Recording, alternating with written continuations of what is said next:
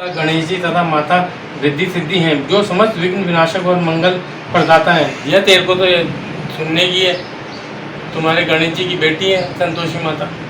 मैं तो वो पूजने नहीं जा रही हूँ। यह व्रत करने वाला कथा कहने या सुनते समय हाथ में गुड़ और भुने हुए चने रखे, सुनने वाले बीच बीच में संतोषी माता की जय बोलते जावे।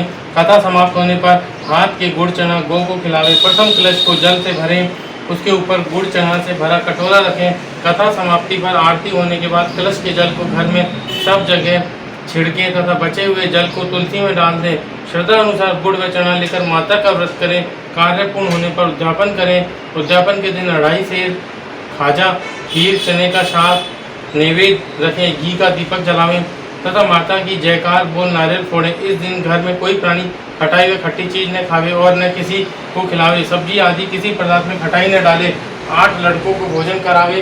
देवर जेठ घर कुटुंब के हों तो दूसरों को न बुलावे। यदि न हो तो ब्राह्मण रिश्तेदार पड़ोस के लड़के बुलावे। दक्षिणा में नगद पैसा न दें। व्रत की कथा सुनकर प्रसाद लें। एक समय भोजन करें। ऐसा करने से मनचाहा फल मिलता है।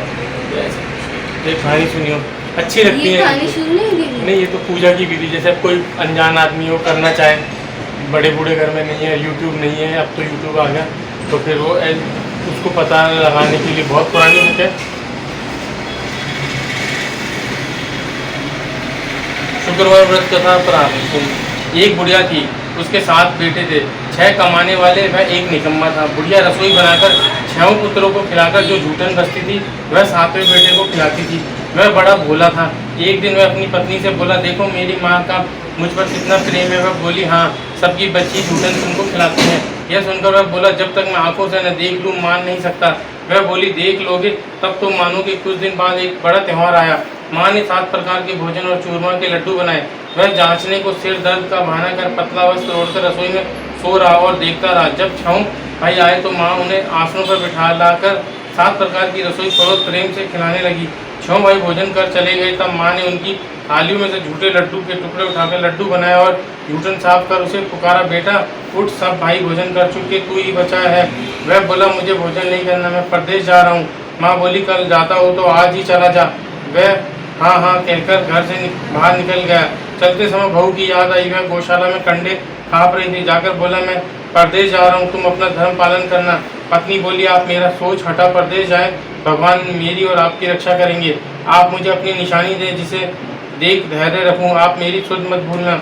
वह बोला, मेरे पास ये अंगूठी है, सो ले और अपनी कुछ निशानी मुझे दे। वह बोली, मेरे पास एक गोबर भरा हाथ है, कहकर पीठ में गोबर के हाथ की थाप लगा दी।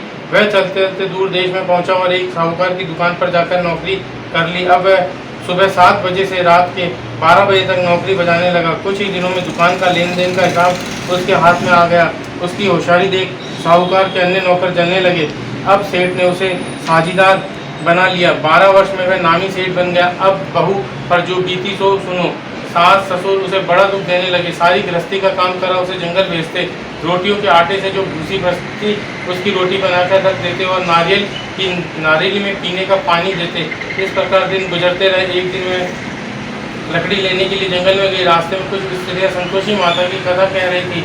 वह भी खड़ी हो गई और पूछने लगी, तुम किस देवता का व्रत करती हो और इसके करने से क्या फल होता है। तब एक स्त्री बोली, सुनो, यह संतोषी माता का व्रत है। इसके करने से ऐश्वर्य की प्राप्ति होती है, चिंता से दूर होकर सुख शांति मिलती है, निपुत्री पुत्र पाती है, पति परदेश हो तो शीघ्र आवे, कुमारी कन्या को वर मिले, मुकदमा में जीत हो, सब रोग नष्ट हो तथा जो कुछ कामना हो वह पूर्ण हो। यह सुन वह इसकी विधि पूछने लगी। स्त्री बोली, 1.25 आने का गुड़ चना लेना, इच्छा हो तो 5.25 आने का 5.25 रुपये का या 11.25 रुपये का लेना है। श्रद्धानुसार लेकर प्रत्येक शुक्रवार को निराहार रहे कथा सुनना, नियम न टूटने पावे।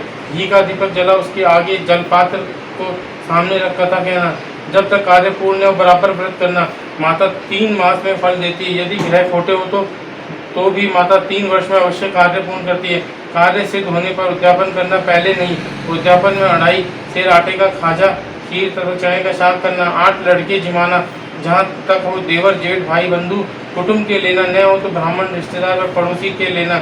भोजन के बाद यथाशक्ति मीठे फल दक्षिणा में देना। उस दिन न कोई खटाई खाना और न किसी को खिलाना। यह सुनकर वह चल दी। रास्ते में लकड़ियाँ बेचकर उसने उन पैसों के गुड़ चना ले व्रत की तैयारी की। आगे चलकर पूछने पर संतोषी माता के मंदिर में गई। वहाँ जा माता के चरणों में गिर विनती करने लगी, माँ मैं ज्ञानी हूँ, कुछ नियम नहीं जानती, मेरे दुख दूर करो। माता को दया आई। एक शुक्रवार बीतने पर दूसरे शुक्रवार को पति का पत्र आया, तीसरे को पैसा आया।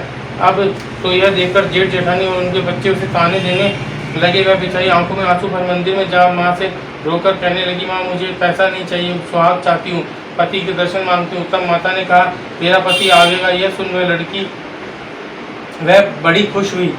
अब माता सोचने लगी, मैंने पति आने की कह तो दी, परंतु वह तो उस स्वप्न में भी याद नहीं करता, अतः अब मुझे स्वयं उसके पास वहाँ जाना पड़ेगा। माता जी स्वप्न में उसके पति के पास जा कहने लगी, पुत्र तेरे घर बार कुछ है या नहीं? वह बोला, मेरे सब कुछ है, माँ बाप है, बहू है। ये सुन माता बोली, देख तेरी पत्नी घोर कष्ट पा रही है, तेरे माँ बाप उसे बहुत दुख दे रहे हैं, तू उसकी सुध ले। वह बोला, यह तो मुझे मालूम है, परंतु जाऊं कैसे? एक तो परदेश, दूसरे लेन देन का हिसाब, जाने का रास्ता नहीं दिखता। माता बोली, मेरी बात मान, प्रातः स्नान आदि कर, संतोषी माता का नाम ले, घी का दीपक जलाकर दंडवत कर दुकान पर बैठना, तेरा सब लेन देन चुक जाएगा। साज होते होते सब माल बिककर धन का ढेर लग जाएगा। दूसरे दिन उसने वैसा ही किया और दुकान पर जा बैठा। थोड़ी देर में सब लेन देन खत्म हो गया। शाम तक सब माल बिककर साफ हो गया। यह चमत्कार देख वह लड़का प्रसन्न हुआ और घर जाने के लिए तरह तरह के गहने वस्त्र आदि सामान खरीद तथा साथ ले घर को चल दिया। इधर बेचारी बहू जंगल में लकड़ी लेकर लौटते समय मंदिर में विश्राम कर रही थी कि माँ बोली, बेटी तेरा पति आ रहा है, तब तू ऐसा कर, लकड़ियों के 3 बोझ बना, उसमें से एक नदी के किनारे रख, दूसरा मेरे मंदिर में और तीसरा अपने सिर पर। तेरे पति को लकड़ी देख मोह पैदा होगा, वह खाना बना और खा पीकर अपनी माँ से मिलने जाएगा।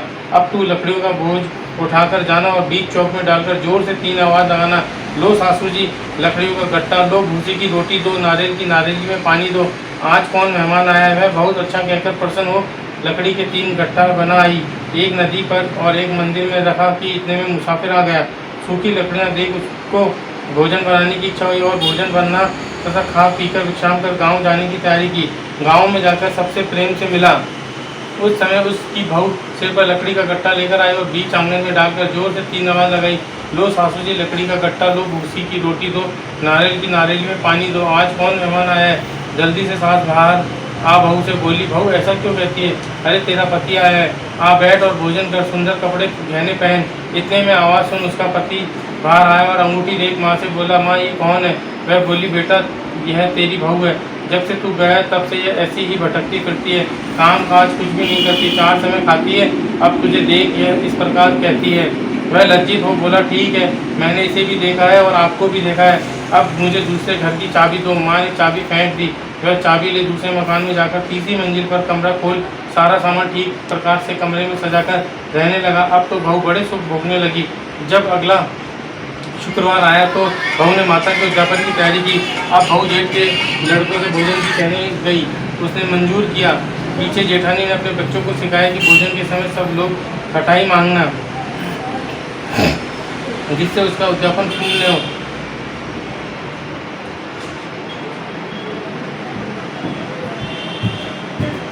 जिससे उसका उद्यापन पूर्ण हो। लड़के जीने आए, खूब पेट भर खाना खाया। बात याद आती है, बोले हमें थोड़ी खटाई तो जी मिचलाता है। यह सुनकर बहू बोली, खटाई किसी को नहीं मिलेगी।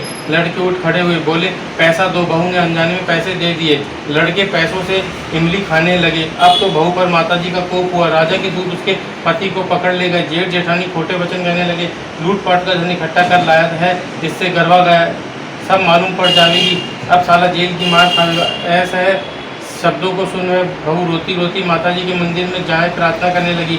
माँ हंसाकर क्यों रुलाती हो? संतोषी माँ बोली, तूने उद्यापन का व्रत भंग किया है, इतनी जल्दी भूल गई? बहू बोली, माँ मुझे लड़कों ने भूल में डाल दिया था, इससे मैंने उन्हें पैसे दे दिए, अब क्षमा करो, मैं पुनः उद्यापन करूँगी, अब भूल न होगी। माँ प्रसन्न हो बोली, जा तेरा पति तुझे रास्ते में आता मिल जाएगा। वह बाहर निकली कि रास्ते में उसका पति मिल गया। वह पति से बोली, तुम कहाँ गए थे? वह बोला, जो धन कमाया था उसका टैक्स भरने गया था। प्रसन्न वो दोनों घर आए। जब शुक्रवार आया तो पति से बोली, मैं फिर उद्यापन करूँगी। पति ने कहा, खूब आनंद से करो। वह फिर जेठ के लड़कों से कहने गई। जेठानी ने खोटी खरी सुनाकर फिर लड़कों को वही बात सिखाई। लड़के भोजन के बाद खटाई मांगने लगे। वह बोली, खटाई नहीं मिलेगी, खाना हो तो खाओ। लड़के चले गए। वह ब्राह्मण के लड़के लाकर जिमाने लगी। दक्षिणा की जगह उनको एक एक बहुत सुंदर मीठा फल दिया। इससे माँ बड़ी प्रसन्न हुई। माता की कृपा से उसकी एक बहुत सुंदर पुत्र हुआ। अब वह पुत्र को लेकर मंदिर जाने लगी। एक दिन माँ ने सोचा, यह रोज मेरे मंदिर में आती है, आज मैं इसके घर जाकर चलकर परीक्षा लूँ। संतोषी माँ ने भयानक रूप बनाया। गुड़ और चने से सने मुख पर मक्खियाँ भिनभिना रही थी। घर की रेहड़ी में पैर रखते ही सास चिल्लाई, भगाओ, ये डाकनी चली आ रही है। लड़के भगाने लगे। बहू यह सब रोशनदान में से देख रही थी। प्रसन्नता से चिल्लाने लगी, माता जी आई हैं। यह कह बच्चे को दूध पीने से हटा दिया। सास क्रोधित हो बोली, रान बच्चे को पटक कर भाग कर आई है। इतने में माता के प्रताप से जहाँ देखो वहीं लड़के ही लड़के नजर आए। बहू बोली, सासू जी, जिसका मैं व्रत करती हूँ यह वही संतोषी माता है। अब सबने माता जी की शरण पकड़ अपने अपराध की क्षमा मांगी। माता प्रसन्न हुई। बहू को प्रसन्न हो जैसा फल दिया वैसा माता तक पूरी। जय संतोषी माता। जय संतोषी माता की। अच्छी